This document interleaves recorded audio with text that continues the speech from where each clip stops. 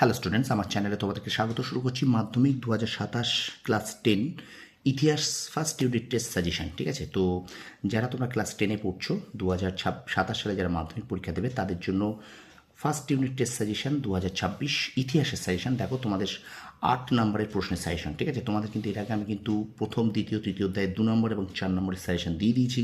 তো এখন আমরা এই ভিডিওয়ে আলোচনা করব, তোমাদের সামনে তুলে ধরবো ইতিহাস থেকে 8 নম্বরের প্রশ্নের সাজেশন। তোমাদের পরীক্ষায় 3টে থাকে, একটি লিখতে হয় তোমাদের ফার্স্ট ইউনিট টেস্টে। তো যে প্রশ্নগুলো আমি তোমাদেরকে দেবো সেই প্রশ্নগুলো কিন্তু তোমরা খুব ভালো করে করে যাও, আর যারা এর মধ্যে থেকে এখনও কিছু বাদ গিয়েছে তারা সেই প্রশ্নগুলোকেও দেখে যাও। ঠিক আছে, তো চলো শুরু করি। একটা কথা প্রথমে বলে দিই, আমাদের কিন্তু দ্বিতীয় অধ্যায় 8 নম্বরের প্রশ্ন কিন্তু দ্বিতীয় অধ্যায় থেকে পড়বে এবং তৃতীয় অধ্যায় থেকে পড়বে। ঠিক আছে, দ্বিতীয় অধ্যায় এবং তৃতীয় অধ্যায় থেকে কিন্তু 8 নম্বরের প্রশ্ন পড়বে। সুতরাং প্রথম অধ্যায় থেকে কিন্তু 8 নম্বরের কোনো প্রশ্ন পড়বে না। বারবার বলছি, আমি কিন্তু আবার বলছি, প্রথম অধ্যায় থেকে 8 নম্বরের কোনো প্রশ্ন কিন্তু পড়বে না। সুতরাং 8 নম্বরের প্রশ্ন প্রথম অধ্যায় থেকে নেই, সিলেবাসে নেই। ঠিক আছে, তো দ্বিতীয় এবং তৃতীয় অধ্যায় তোমাদের 3টে অধ্যায় হবে ইউনিট টেস্ট। তো দ্বিতীয় এবং তৃতীয় অধ্যায় থেকে 8 নম্বরের প্রশ্নের সাজেশনটা দেখে নাও। ঠিক আছে, তো ভিডিওটা শুরু করার আগে একটা কথা প্রত্যেকবারই বলে থাকি, শর্ট প্রশ্নের উপর জোর দেবে ভালো করে।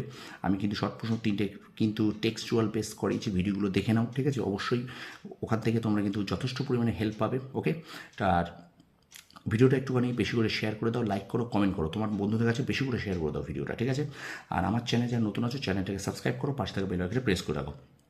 চলো শুরু করি। মাধ্যমিক 2027 ক্লাস 10 ইতিহাস ফার্স্ট ইউনিট টেস্ট সাজেশন 2026 8 নম্বরের প্রশ্নের সাজেশন। চলো শুরু করি। দ্বিতীয়টা দেখো, প্রথম প্রশ্ন দ্বিতীয়তা থেকে, শিক্ষা বিস্তারে প্রাচ্যবাদী ও পাশ্চাত্যবাদী বিতর্ক কি? উচ্চশিক্ষার বিকাশে কলকাতা বিশ্ববিদ্যালয়ের ভূমিকা আলোচনা করো। দেখো এটা কিন্তু 2017 সালে মাধ্যমিকে পড়েছে। আচ্ছা, 2 নম্বর দেখো, 19 শতকের ভারতে পাশ্চাত্য শিক্ষা বিস্তারের প্রভাব কী ছিল? 3 নম্বর দেখো, 19 শতকের বাংলায় শিক্ষা বিস্তারে রামমোহন রায়ের ভূমিকার মূল্যায়ন করো। দেখো এটা মাধ্যমিক 23 সালে পড়েছে।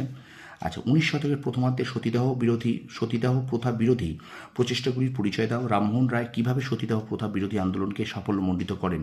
এটা কিন্তু মাধ্যমিক 2020 সালে পড়েছে। দেখো আমি কিন্তু প্রত্যেকটা সাল লিখে দিয়েছি। ঠিক আছে, সাল কিন্তু লেখা আছে পাশে। তো একটু বেশি প্রশ্ন আমি দিচ্ছি তোমরা অনেকেই বলো যে স্যার অনেকটা প্রশ্ন হয়ে গেছে, কিন্তু দেখো একটু বেশি করে পড়ে যাও। একেবারে 2টো বা 3টে প্রশ্ন করে যেও না, কারণ বাই চান্স কমন না পড়লে তুমি কিন্তু নিজেই বিপদে পড়বে। ঠিক আছে, তো আমি চাই না আমার কোনো স্টুডেন্টসরা বিপদে পড়ুক, সেখানে আমি একটু বেশি করে দিই। তো অবশ্যই এখান থেকেই তোমরা পেয়ে যাবে। ঠিক আছে, কোনো স্কুলের বাইরে থেকে প্রশ্ন দেবে না। তো চলো আমরা কন্টিনিউ করি ভিডিওটা। তারপর দেখো, সমাজ সংস্কার ও শিক্ষা প্রসারে ঈশ্বরচন্দ্র বিদ্যাসাগরের অবদান আলোচনা করো। আচ্ছা, 6 নম্বর দেখো, বিদ্যাসাগরের নেতৃত্বে বিধবা বিবাহ আন্দোলনের সংক্ষিপ্ত বিবরণ দাও। বিদ্যাসাগর কতটা সাফল্য অর্জন করেছিল? দেখো এটা মাধ্যমিক 2024 পড়েছে, 2019 পড়েছে। ঠিক আছে, এবার দেখো, 19 শতকের বাংলার সমাজ সংস্কার আন্দোলনে ব্রাহ্ম সমাজগুলির কীরূপ ভূমিকা ছিল? এটা 2018 পড়েছে, 2015 পড়েছে। আচ্ছা, 8 নম্বর প্রশ্ন দেখো, 19 শতকের বাংলায় ধর্ম সংস্কার আন্দোলনে রামকৃষ্ণদেবের ভূমিকা আলোচনা করো। এটা 2022 সালে পড়েছে। ঠিক আছে, তো এই 8টি প্রশ্নের মধ্যে তোমাদের যে ইম্পর্টেন্টগুলো আমি একটু বলে দিই, এটা খুব ভালো করে পড়বে, একের দাগটা খুব ভালো করে পড়ে যাবে। ঠিক আছে, আচ্ছা এখান থেকে 3এরটা পড়বে, 4এরটা পড়বে খুব ভালো করে। একবার দেখে নাও, 1এরটা খুব ভালো করে পড়বে, 3এরটা রেডি করবে, 4এরটা রেডি করবে। ঠিক আছে, আচ্ছা এবার চলো। আচ্ছা, এবার এখান থেকে দেখো 6টা রেডি করবে, 7টা রেডি করবে, 8টা রেডি করবে। দেখো প্রশ্নগুলোকে দেখে নাও। 6টা, ঠিক আছে, 6টা কিন্তু 2024 পড়েছে, 2019 পড়েছে। 7টা কিন্তু 2018 পড়েছে, 2019 পড়েছে, এবং এটা কিন্তু আর 8টা কিন্তু 2022 সালে পড়েছে। ঠিক আছে, তো এই ছিল তোমাদের দ্বিতীয় অধ্যায় থেকে প্রশ্ন। সো এইগুলোকে ভালো করে রেডি করে যাও। প্রত্যেকটা প্রশ্ন কিন্তু ভীষণ ভীষণ ইম্পর্টেন্ট। এই প্রশ্নগুলো তোমাদের কিন্তু শুধুমাত্র যে টেস্ট পরীক্ষা মানে ইউনিট টেস্টের জন্য না, এই প্রশ্নগুলো কিন্তু তোমাদের টেস্ট পরীক্ষা এবং তোমাদের ফাইনাল পরীক্ষার জন্য কিন্তু পড়ে। ঠিক আছে, ঠিক আছে, তো ইউনিট টেস্টগুলোকে গুরুত্ব দেবে। আচ্ছা, তৃতীয় অধ্যায় দেখো, তৃতীয় অধ্যায়ে দেখো, সন্ন্যাসী ফকির বিদ্রোহের ঐতিহাসিক তাৎপর্য কী ছিল? এই বিদ্রোহ ব্যর্থ হলো কেন? এটা 2022 সালে পড়েছে। আচ্ছা, নীল বিদ্রোহ ঘটেছিল কেন? এই বিদ্রোহের বৈশিষ্ট্য বিশ্লেষণ করো। এটা কিন্তু পর্ষদ নমুনা প্রশ্ন। ঠিক আছে, এটা কিন্তু নমুনা প্রশ্নে আছে, পর্ষদের নমুনা প্রশ্ন, এটা কিন্তু পর্ষদের নমুনা প্রশ্ন আছে। ঠিক আছে, তারপর দেখো, চুয়ার বিদ্রোহের দ্বিতীয় পর্বের সংক্ষিপ্ত পরিচয় দাও।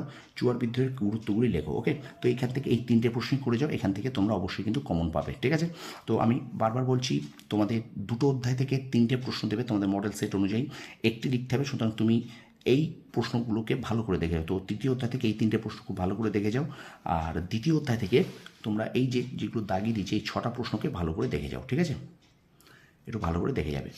তো ভিডিওটা একটু শেয়ার করে দেবে বেশি করে, দেখো। ঠিক আছে, তো ভিডিওটা বেশি করে শেয়ার করবে, লাইক করবে, কমেন্ট করবে, তোমার বন্ধুদের মাঝে বেশি করে শেয়ার করবে, ঠিক আছে। আর আমার চ্যানেল যারা নতুন আছে অবশ্যই চ্যানেলটা সাবস্ক্রাইব করো, পাশে থাকা বেল আইকনটি প্রেস করে রাখো আর সাবস্ক্রাইব করে রাখো আমার চ্যানেলটা, কারণ আমি কিন্তু 2027 মাধ্যমিক পরীক্ষার্থীদের জন্য ইতিহাস, ভূগোল এবং বাংলার ক্লাস কিন্তু আমার চ্যানেলে অনবরত প্রত্যেক দিনই কিন্তু আপলোড করে থাকি, ঠিক আছে। তো অবশ্যই সাপোর্ট করো চ্যানেলটাকে, আশা করি তোমাদের পরীক্ষার জন্য ভীষণ ভীষণ উপযোগী হবে। তোমরা সফল হও, তোমাদের সাফল্য কামনা করি, ধন্যবাদ।